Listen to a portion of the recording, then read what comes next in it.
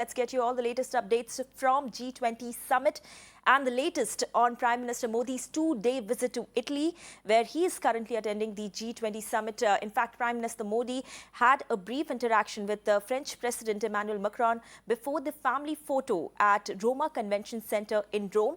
Remember, the focus of G20 this year is the climate change, COVID-19 pandemic, and also the global economy. Earlier, Prime Minister Modi also called on Pope Francis in Vatican City in his first ever one-on-one meeting with the head of Roman Catholics. In fact, Prime Minister Modi was accompanied by National Security Advisor Ajit Doval and External Affairs Minister Dr. S. Shankar to meet the Pope. His meeting with the Pope went on for an hour. In fact, as per sources, Prime Minister Modi has also invited Pope to India. Let's talk a little more about G20 Summit and Prime Minister's very crucial visit to Italy. In fact, Srinjoy is with us to give more details on this. So, Srinjoy, much talked about G20 Summit has finally kicked off in Italy's capital. If we talk specifically about us, about India, what significance does this summit hold for India and India's prospects?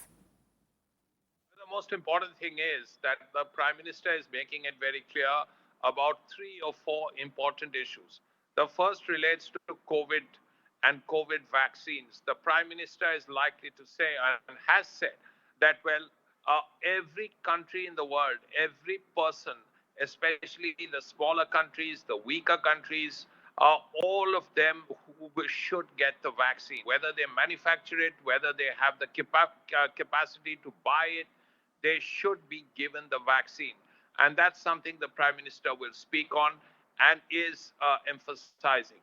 The second point is reconstruction of the world economy post-COVID. Things are really in bad shape economically all over the world. And it's important that all these countries get together to ensure that everyone gets a leg up, because the economies have been shattered by COVID. In particular, sectors don't even exist anymore, like tourism and airlines and so on. So it's absolutely imperative that all countries get together to ensure that visa restrictions are made sensibly, people can travel, and this will help the world economy overall. The third and most important point, perhaps, for the Prime Minister is also climate change.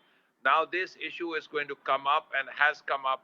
The important point here to note is that the Indian government has committed to what it has said in Paris, and that commitment will be kept. In fact, India will do better than what it has said it will do in Paris. Also, India leads the Solar Alliance, which is an important part of the whole thing. In fact, when the Indian and Italian Prime Minister met, there was a lot of talk about investments in the renewable energy sector.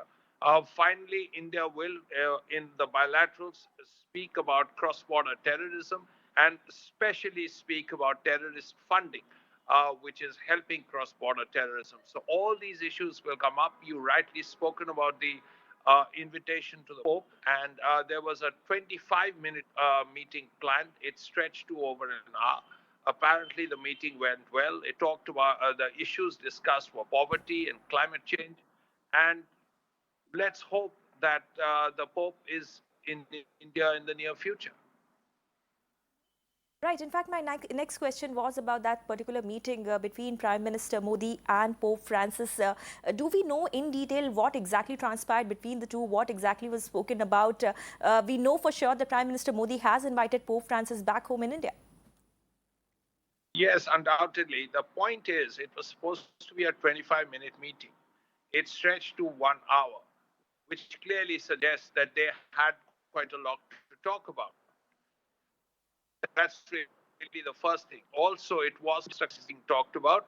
It was a one-on-one followed by delegation-level talks. And as I said, it stretched to over an hour. The two issues that were really discussed, one was poverty, and global poverty had to be fought. So India, of course, has fought poverty for so many years, and in these last 20 years, enormous strides have been taken. That point was made. The other, of course, related to climate change and India's efforts to fight climate change through the International Solar Alliance and through other ways because both issues are absolutely imperative, and Prime Minister and the Pope had quite a lot to say on it. Right, Srinjoy, thank you for sharing all those details.